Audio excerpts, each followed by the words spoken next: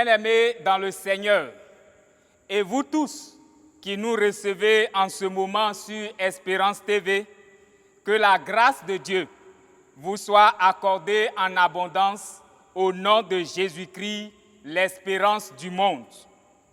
Pour la circonstance, je vous propose de réfléchir avec moi sur le thème « La prière d'un ami », thème tiré de l'Évangile selon Luc, au chapitre 11, les versets 5 et 6, qui dit ceci dans la version La Bible du Semeur.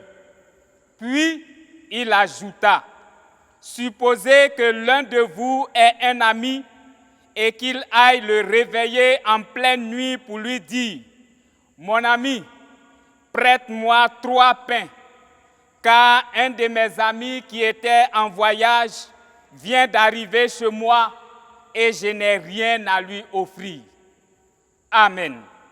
Prions Dieu. Dieu notre Père, qui est l'auteur de toutes choses, merci pour la grâce que tu nous fais d'être en vie. Et merci de ce que tu nous accordes l'occasion d'écouter ta parole. Viens par ton esprit nous instruire au nom de Jésus-Christ. Amen. Bien-aimés, et vous tous qui nous recevez en ce moment, la prière, voilà un mot qui est sur toutes les lèvres en cette année 2020 avec la pandémie à coronavirus qui nargue le monde entier. La prière est très importante pour la vie du croyant. C'est le principal moyen de communication et de communion avec Dieu. Mais comment prier pour être exaucé? Telle est la problématique de notre thème, la prière d'un ami.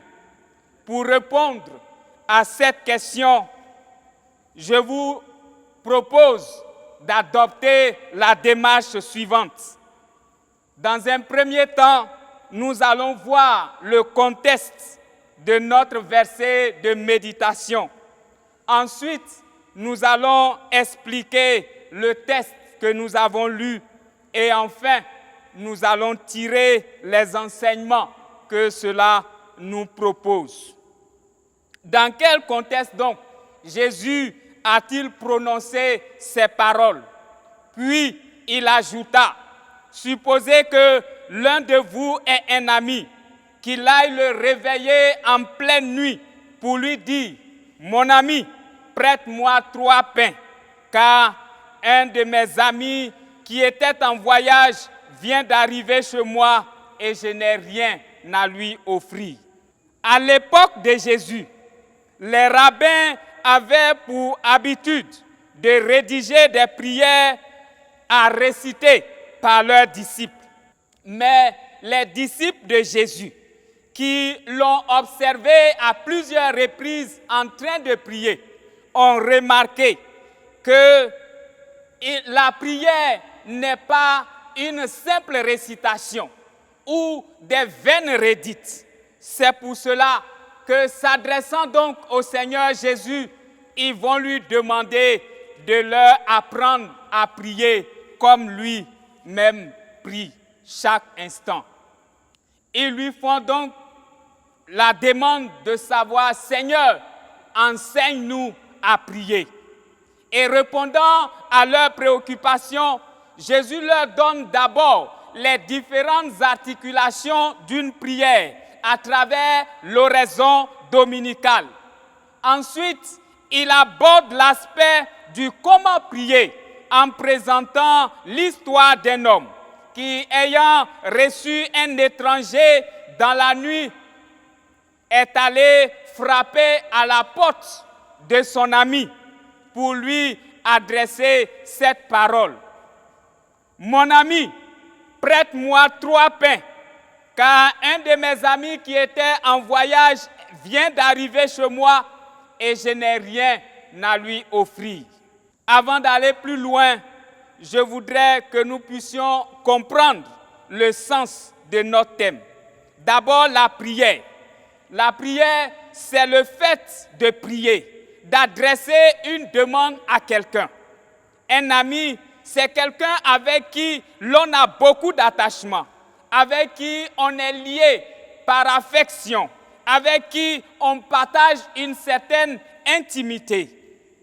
Ayant ainsi expliqué ces termes, nous passons maintenant à l'explication de notre texte. Mon ami, cette façon de s'adresser à son interlocuteur nous situe le cadre de la prière. Il s'agit d'une demande entre amis. Vous convenez avec moi, chers téléspectateurs, qu'il est difficile d'adresser une demande à un inconnu. La prière dont il s'agit ici a lieu entre deux amis. Il y a une relation d'amitié entre celui qui demande et celui à qui la demande est adressée. Pour que nous soyons exaucés, il nous faut entretenir une relation d'amitié avec le Seigneur. Et pour être amis avec le Seigneur, il faut l'accepter comme son Seigneur et son Sauveur et obéir à ses commandements. Je vous ai appelé amis parce que je vous ai fait connaître tout ce que j'ai appris de mon Père. Jean, chapitre 15, verset 14 et verset 15b. Nous devons être amis avec Jésus-Christ parce qu'il est le seul médiateur entre Dieu et les hommes. Car il y a un seul Dieu et un seul médiateur entre Dieu et les hommes, Jésus-Christ. 1 Timothée chapitre 2, verset 5. Oui, nous avons besoin d'être amis avec Jésus-Christ parce que la prière que Dieu exauce est celle qui est faite au nom de Jésus-Christ. Cela suppose que nous avons abandonné le monde pour nous tourner résolument vers Dieu, ayant été séparés du péché. Lorsque cette amitié est établie, nous pouvons nous adresser en toutes circonstances à notre ami, même à des heures indues. Notre texte nous apprend que notre ami est allé trouver l'autre au milieu de la nuit, pendant que ce dernier dort avec sa femme et ses enfants. C'est un moment d'intimité, c'est un moment de repos. Comment ose-t-il aller déranger l'autre à cette heure tardive? Bien-aimés, le Seigneur Dieu veut nous apprendre que pour la prière, il n'y a pas de moment inopportun. À tout moment, nous pouvons solliciter notre Dieu qui est aussi notre Père. Faites en tout temps, dit l'apôtre Paul, par l'Esprit, toutes sortes de prières et de supplications. Veillez à cela avec une entière persévérance et priez pour tous les saints. Éphésiens chapitre 6, verset 18. Notre ami dit aussi avec précision pourquoi il réveille son ami aussi tard dans la nuit. Ami, prête-moi 3 pains. La prière ici est précise et concise. Elle ne s'embarrasse pas de tournures et d'expressions pédantes. Si nous étions à la place de ce monsieur, j'imagine que lorsque nous l'aurions vu, nous allons dire, cher ami, j'étais allé voir mes parents. J'ai vraiment duré et à mon retour, tout était fermé. Je n'ai pas pu faire d'achat et j'ai trouvé un étranger à la maison. Ce dernier est venu de très loin. Il n'a pas d'argent, il n'a rien. Et au moment où il arrivait, nous aussi, nous avons fini de manger. Pardon, aide-moi. Non, il n'est pas passé par ces tournures, mais il est allé droit au but. Bien-aimés, la prière, Dieu veut que nous soyons précis et concis dans notre prière.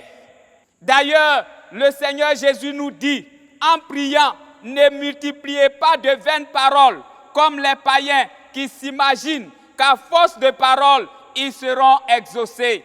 Matthieu chapitre 6, verset 7. Oui, nous n'avons pas à impressionner Dieu par notre façon de prier. Nous n'avons pas à impressionner notre auditoire ou ceux qui nous regardent. Ce n'est pas cela la prière. La prière est adressée à Dieu qui connaît déjà notre cœur. David pouvait dire, la parole n'est pas encore sur mes lèvres, que tu la connais. Bien-aimés, prions avec précision et concision. Il précise ensuite le motif de sa demande. Un de mes amis est arrivé chez moi et je n'ai rien à lui offrir. Il s'agit d'offrir l'hospitalité, gîte et couvert à un étranger, à quelqu'un qui a faim. Il est donc dans la droite ligne des recommandations du Seigneur, selon Romains chapitre 12, verset 13. Pourvoyez aux besoins des saints, exercez l'hospitalité. Bien-aimés, notre motivation compte beaucoup dans la prière si nous voulons être exaucés. Quel est l'objectif et le but de ta demande? Est-ce que ta prière rencontre la volonté de Dieu ou alors tu veux obtenir quelque chose pour satisfaire ta convoitise? Si nous prions selon la volonté de Dieu, nous serons exaucés. Et 1 Jean chapitre 5 verset 14 nous dit, nous avons cette assurance auprès de lui que si nous demandons quelque chose selon sa volonté, il nous écoute. Mais si nous prions par vaine gloire ou pour satisfaire une convoitise charnelle, Dieu ne nous donnera rien. Vous demandez et vous ne recevez pas parce que vous demandez mal dans le but de satisfaire vos passions. Jacques chapitre 4 verset 3. Notre ami montre aussi que ce qui le préoccupe, c'est la condition de son ami. Celui-ci a faim et pour cela, il peut se priver de sommeil pour aller essuyer certainement des réprimandes du voisin. Bien-aimés, nos prières ne doivent pas être égoïstes et égocentriques. Nous devons prier les uns pour les autres. Nous devons porter en prière ceux qui sont dans le besoin. Prions pour les malades, prions pour les prisonniers, prions pour ceux qui sont sans emploi, prions et prions. Il y a tellement de cas autour de nous que nous n'avons pas le droit d'être égoïstes. Le Seigneur Jésus termine son enseignement en indiquant que la prière, loin d'être passive, doit être active. Nous ne devons pas rester à l'étape de la demande. La demande doit s'accompagner de recherche. Cherchez et vous trouverez. L'exemple d'un jeune diplômé à la recherche d'un emploi, il doit prier, jeûner, c'est bon, mais aussi il doit chercher en déposant son CV dans les entreprises. C'est alors qu'il trouvera un emploi. Oui, Dieu veut que nous puissions insister. Il nous invite à prier sans faiblir et sans relâche. Que retenir en définitif? Pour vous qui nous recevez sur Espérance TV, bien-aimés de Dieu, la prière est capitale.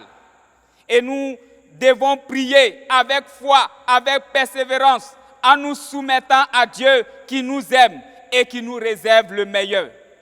Frères et sœurs en Christ, posons-nous la question de savoir si nous sommes prêts à nous lever au milieu de la nuit pour la cause d'un ami dans le besoin. Si nous sommes ainsi prêts à nous priver de sommeil, alors Dieu sera lui aussi prêt à nous secourir au temps convenable. Alors, levons-nous dans la prière, levons-nous, prions pour nous-mêmes, mais surtout pour les autres, pour tous ceux qui sont dans le besoin, et que Dieu vous bénisse au nom de Jésus-Christ. Amen. Nous prions. Seigneur, tu nous appelles en ce jour à prier et à ne point relâcher dans la prière. Je veux te confier quelqu'un qui a faibli dans la prière et qui est devenu incapable de lever la voix vers toi. Seigneur, renouvelle ses forces et donne-lui de se lever dans la prière. Et pour ceux qui traversent des moments difficiles, donne-leur de comprendre que la solution se trouve dans la prière. Qu'il leur soit donné de fléchir davantage les genoux afin de recevoir le secours. Car toi, tu veux nous secourir en tout temps. Béni sois-tu au nom de Jésus-Christ. Amen.